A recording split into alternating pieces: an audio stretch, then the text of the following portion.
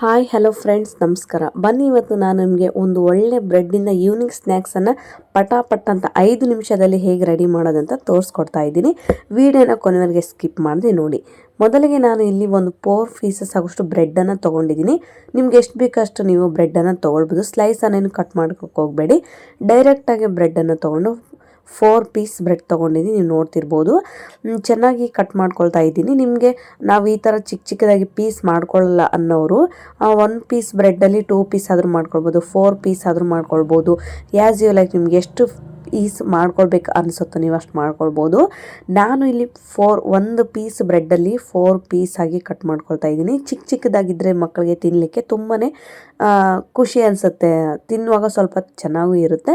So ಹಾಗಾಗಿ ನಾನು ಸ್ವಲ್ಪ ಚಿಕ್ಕದಾಗಿ ಕಟ್ ಮಾಡ್ಕೊಂಡಿದ್ದೀನಿ. ನೀವು ನೋಡ್ತಿರ್ಬೋದು, ಮೀಡಿಯಮ್ ಸೈಜಲ್ಲೇ ನಾನು ಕಟ್ ಮಾಡ್ಕೊಂಡಿದ್ದೀನಿ. ಈಗ ಇದನ್ನು ನೋಡ್ತಿರ್ಬೋದು ನೀವು ಫಸ್ಟಿಗೆ ಇದನ್ನು ರೋಸ್ಟ್ ಮಾಡ್ಕೊಂಡಾದ್ರೂ ನೀವು ನೆಕ್ಸ್ಟ್ ಫ್ರೈ ಮಾಡ್ಕೊಳ್ಬೋದು. ಬಟ್ ನಾನು ಯಾವುದೇ ರೀತಿಯಾಗಿ ರೋಸ್ಟ್ ಏನು ಮಾಡ್ಕೊಂಡಿಲ್ಲ, ಡೈರೆಕ್ಟಾಗಿ ಈವ್ನಿಂಗ್ ಸ್ನ್ಯಾಕ್ಸನ್ನು ಮಾಡಿದ್ದೀನಿ. ಖಂಡಿತವಾಗ್ಲೂ ಒಂದು ಸಲ ನೀವು ಟ್ರೈ ಮಾಡಿ ನೋಡಿ, ಹೇಗೆ ಬರುತ್ತೆ ಅಂತ ನನಗೆ ತಿಳಿಸಿ. ಬನ್ನಿ ನೋಡೋಣ. ಈಗ ನಾನು ಒಂದು ಬಾಣಲಿಗೆ ಎಣ್ಣೆಯನ್ನು ಹಾಕ್ಕೊಳ್ತಾ ಇದ್ದೀನಿ. ನೀವು ಮನೇಲಿ ತುಪ್ಪ ಇದ್ದರೆ ಹಾಕ್ಕೊಳ್ಬೋದು, ಇನ್ನೂ ಟೇಸ್ಟ್ ಆಗುತ್ತೆ ತುಪ್ಪವನ್ನು ಹಾಕ್ಕೊಳ್ಳೋದ್ರಿಂದ. ಎಣ್ಣೆ ಬಿಸಿಯಾದ ನಂತರ ನೀವು ನೋಡ್ತಿರ್ಬೋದು, ಎಣ್ಣೆ ಹಾಕೋದಕ್ಕೂ ತುಪ್ಪ ಹಾಕೋದಕ್ಕೂ ತುಂಬ ಡಿಫ್ರೆಂಟ್ ಆಗುತ್ತೆ. ತುಪ್ಪ ಹಾಕೋದ್ರಿಂದ ಸ್ವಲ್ಪ ಎಕ್ಸ್ಟ್ರಾ ಫ್ಲೇವರ್ ಸಿಗುತ್ತೆ. ಸೊ ಹಾಗಾಗಿ ನಾನು ಇಲ್ಲಿ ಎಣ್ಣೆಯನ್ನು ಹಾಕ್ಕೊಳ್ತಾ ಇದ್ದೀನಿ. ಇಲ್ಲಿ ಕಟ್ ಮಾಡಿ ಇಟ್ಕೊಂಡಿರುವಂತಹ 1 ಈರುಳ್ಳಿ, 1 ಟೊಮ್ಯಾಟೊ ಹಾಗೂ 1 ಹಸಿಮೆಣಸಿನ್ಕಾಯನ್ನು, ರೆಡ್ ಕಲರ್ ಹಸಿಮೆಣಸಿನ್ಕಾಯನ್ನು ಹಾಗೆ ಮುರಿದು ಕೂಡ ಹಾಕ್ಕೊಂಡಿದ್ದೀನಿ ಅಷ್ಟೇ. ಅದು ಜಸ್ಟ್ ಫ್ಲೇವರ್ಗೆ ಅಂತ ಹಾಕ್ಕೊಂಡಿದ್ದೀನಿ. ನೀವೆಷ್ಟು ಬ್ರೆಡ್ ಪೀಸನ್ನು ತೊಗೊಂಡಿರ್ತೀರೋ ಅದ್ರ ಮೇಲೆ ಇದು ಸ್ಟೆಫನ್ ರೆಡಿ ಆಗುತ್ತೆ. ನಾನು 4 ಪೀಸಸ್ ಮಾತ್ರ ತೊಗೊಂಡಿರೋದ್ರಿಂದ ಸ್ವಲ್ಪನೇ ಮಾಡ್ಕೊಳ್ತಾ ಇದ್ದೀನಿ. ನೀವು ನೋಡ್ತಿರ್ಬೋದು, 1 ಈರುಳ್ಳಿ ಚಿಕ್ಕದಾಗಿ ಕಟ್ ಮಾಡಿ ಹಾಕ್ಕೊಂಡಿದ್ದೀನಿ. ಸ್ವಲ್ಪ ಒಂದು 2 ರಿಂದ 3 ನಿಮಿಷ ಬೇಯಿಸಿದರೆ ಸಾಕು. ನಾನು ಎಲ್ಲ ಯಾಕಪ್ಪ ಒಂದೇ ಸಲ ಹಾಕಿದ್ದೀನಿ ಅಂದರೆ, ಜಾಸ್ತಿ ಬೇಯಿಸೋ ಅವಶ್ಯಕತೆ ಇಲ್ಲ. ಜಸ್ಟ್ ಅದು ಸ್ನ್ಯಾಕ್ಸ್ ಅಲ್ವಾ, ಕೆಲವರು ಡಯಟ್ ಮಾಡೋರು ಹಸಿದೇ ತಿಂತಾರೆ. ಸೊ ಹಾಗಾಗಿ ಹಸಿದು ತಿನ್ನೋದಕ್ಕಿಂತ ಈ ಥರ ಒಂದು 2-3 ನಿಮಿಷ ಫ್ರೈ ಮಾಡಿಕೊಂಡ್ರೆ ಸಾಕಾಗುತ್ತೆ. ಸೊ ಹಾಗಾಗಿ ನಾನು ಎಲ್ಲದೂ ಕೂಡ ಒಂದೇ ಸಲ ಹಾಕ್ಕೊಂಡು ಚೆನ್ನಾಗಿ ಫ್ರೈ ಮಾಡ್ಕೊಳ್ತಾ ಇದ್ದೀನಿ. ನೀವು ನೋಡ್ತಿರ್ಬೋದು, ಖಂಡಿತವಾಗ್ಲೂ ಮಕ್ಕಳು ಸ್ಕೂಲಿಂದ ಬಂದಮೇಲೆ ಈ ಥರದ ಟೀ ಜೊತೆಗೆ ಒಂದು ಒಳ್ಳೆ ಸ್ನ್ಯಾಕ್ಸ್ ಅಂತಲೇ ಹೇಳ್ಬೋದು. ಸ್ವಲ್ಪ ಕೊತ್ತಂಬರಿ ಸೊಪ್ಪನ್ನು ಹಾಕ್ಕೊಳ್ತಾ ಇದ್ದೀನಿ. ಅದು ಸ್ವಲ್ಪ ಬಾಡಿದೆ, ಅದಕ್ಕೆ ಆ ಥರ ಕಾಣಿಸ್ತಾ ಇದೆ.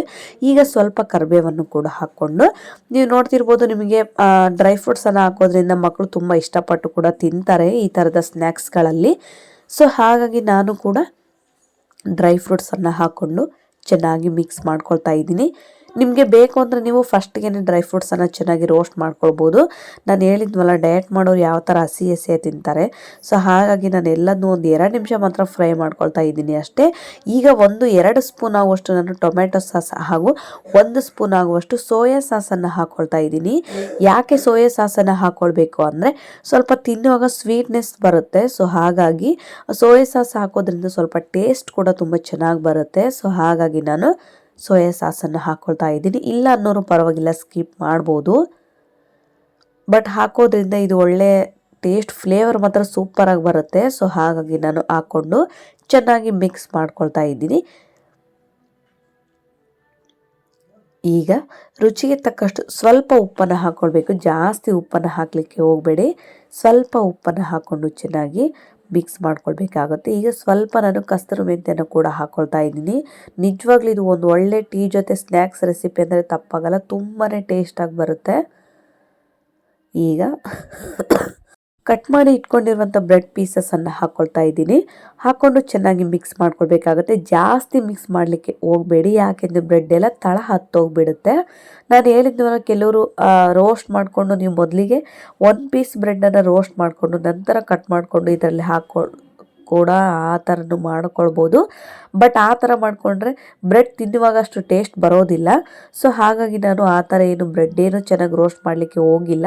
ಸ್ವಲ್ಪ ತಿನ್ನುವಾಗ ಎಲ್ಲದೂ ಹಸಿಯಾಗಿದ್ದರೆ ಸ್ವಲ್ಪ ತಿನ್ನಲಿಕ್ಕೆ ಮಾತ್ರ ತುಂಬಾ ರುಚಿಯಾಗುತ್ತೆ. ಖಂಡಿತವಾಗ್ಲೂ ನೀವು ಒಂದ್ಸಲ ಈ ರೆಸಿಪಿನ ಟೀ ಜೊತೆ ಒಂದು ಒಳ್ಳೆ ಸ್ನ್ಯಾಕ್ಸ್ ಅಂತಲೇ ಹೇಳ್ಬೋದು. ಮಕ್ಕಳಿಗೆ ಮಾಡಿಕೊಡಿ, ಪದೇ ಮಾಡಿಕೊಡಿ ಅಂತ ಕೇಳ್ತಾರೆ. ಅಷ್ಟು ಟೇಸ್ಟಿಯಾಗಿ ಕೂಡ ಬರುತ್ತೆ.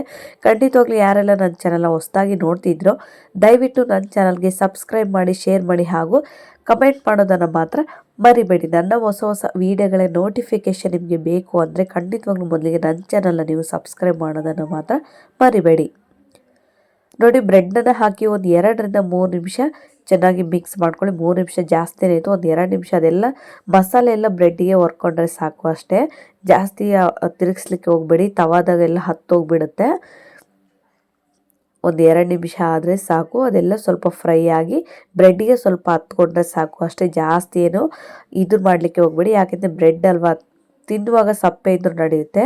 ಸೊ ಹಾಗಾಗಿ ನಾನು ಇದು ಒಂದು ಒಳ್ಳೆ ಈವ್ನಿಂಗ್ ಸ್ನ್ಯಾಕ್ಸ್ ಅಂತಲೇ ಹೇಳ್ಬೋದು. ಖಂಡಿತವಾಗ್ಲೂ ಈ ವಿಡಿಯೋ ಇಷ್ಟ ಆಗಿದ್ರೆ ನನ್ನ ಚಾನಲ್ಗೆ ಲೈಕ್ ಮಾಡಿ, ಶೇರ್ ಮಾಡಿ ಹಾಗೂ ಸಬ್ಸ್ಕ್ರೈಬ್ ಮಾಡ್ಕೊಳ್ಳೋದನ್ನು ಮಾತ್ರ ಮರಿಬೇಡಿ. ಈ ರೆಸಿಪಿನ ನೀವು ಕೂಡ ಒಂದ್ಸಲ ಟ್ರೈ ಮಾಡಿ ಹೇಗಿದೆ ಅಂತ ನನಗೆ ಕಾಮೆಂಟ್ ಮೂಲಕ ತಿಳಿಸಿ. ಇದ್ರ ಜೊತೆಗೆ ನಾನು ಸ್ವಲ್ಪ ಟೊಮೆಟೊ ಕೆಚಪ್ಪನ್ನು ಕೂಡ ತೊಗೊಂಡಿದ್ದೀನಿ. Thank you.